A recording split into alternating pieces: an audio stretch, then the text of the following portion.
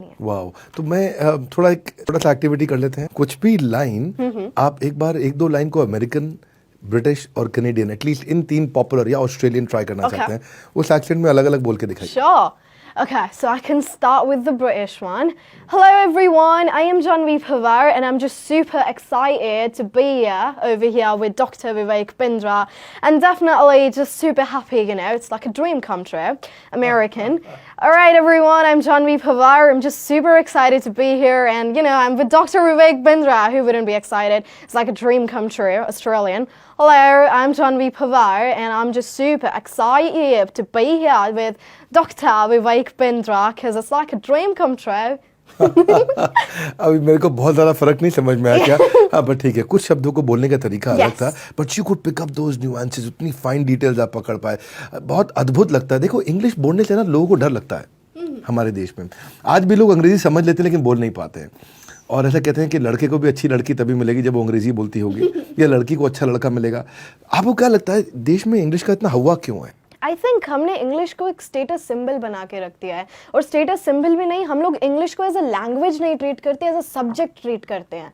मतलब अगर हम स्कूल में पढ़ रहे हैं तो स्कूल में पढ़ते हुए हमें इंग्लिश लैंग्वेज से डर लगता है कि यार अब इसके क्वेश्चंस कैसे याद करेंगे, ये कैसे रटेंगे, तो हम उसको एज अ लैंग्वेज नहीं ट्रीट करते, हम उसे as a you know something that gives us an edge, हम उसे इस तरीके से ट्रीट करते हैं। तो एक इस चीज़ का हवा बन चुका है।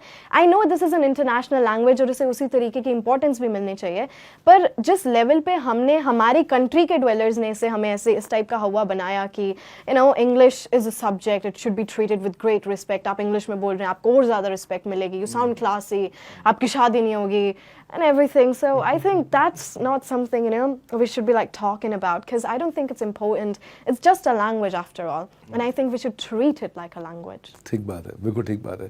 हमें इसको एक भाषा की तरह ही ट्रीट करना चाहिए। आफ्टर ऑल एक भाषा ही तो है ये। अच्छा, लेकिन आपके साथ के बच्चों में भी अब समालखा तो समालखा ही है ना।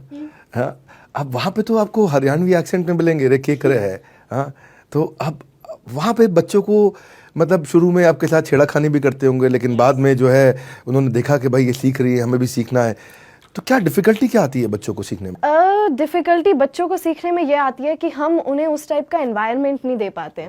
यस, एनवायरनमेंट काफ़ी अच्छा रोल प्ले करता है। मेरे साथ भी एनवायरनमेंट नहीं था क्योंकि घर पे हर कोई हरियाणवी बोलता था एक्सेप्ट पापा, और फिर अब जैसे मेरे को इंग्लिश आ गई तो अब वो भी हरियाणवी बोलते हैं मेरे साथ। So you know it's just कि हम उस टाइप का एनवायरनमेंट नहीं दे पाते। हाँ, पेरेंट्स ये बात ज़रूर करते हैं कि हम फीस दे देंगे, तुम अच्छे स्कूल में पढ़ लो, पर जब तक आप उसके साथ बात नहीं करोगे या फिर आप अपने बच्चे के साथ बात करोगे, आई डोंट थिंक कि हम इंग्लिश इस तरीके से सीख पाएंगे या किसी भी चीज़ को हम कर पाएंगे।